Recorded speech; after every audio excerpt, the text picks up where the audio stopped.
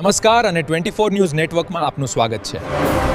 ગુજરાતના સૌથી મોટા સમાચાર આજની બ્રેકિંગ ન્યૂઝ છે. નિઝરમાં 30 લાખથી વધુનો પ્રોહિબિશન જથ્થો ઝડપાયો. તાપી જિલ્લાના નિઝર વિસ્તારમાં પોલીસે વાહન ચેકિંગ દરમિયાન મહારાષ્ટ્રથી ગુજરાતમાં ગેરકાયદેસર રીતે લાવવામાં આવતો મોટા પાયે દારૂનો જથ્થો ઝડપી પાડ્યો છે.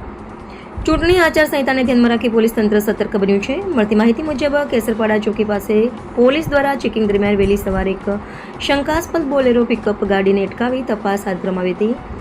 ગાડીના પાછળના ભાગમાં તાડપત્રી નીચે પુઠ્ઠાના બોક્સમાં પરપ્રાંતીય બનાવટનો ઇંગ્લિશ દારૂ ભરેલો મળી આવ્યો હતો. પોલીસે ગાડી ચાલક રમેશભાઈ ચુનીલાલભાઈ ગાવિતને ઝડપી પાડ્યો હતો.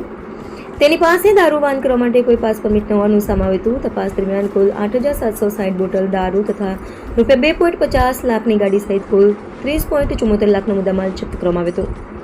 પોલીસે આરોપી સામે પ્રોહિબિશન અધિનિયમ હેઠળ ગુનો નોંધી વધુ તપાસ હાથ ધરી છે. ચૂંટણી સમયગાળા દરમિયાન પોલીસ દ્વારા ગેરકાયદેસર પ્રવૃત્તિઓ સામે સખત કાર્યવાહી ચાલુ રાખવામાં આવી છે. રિપોર્ટર હાર્દિક જોશી, સોનગઢ.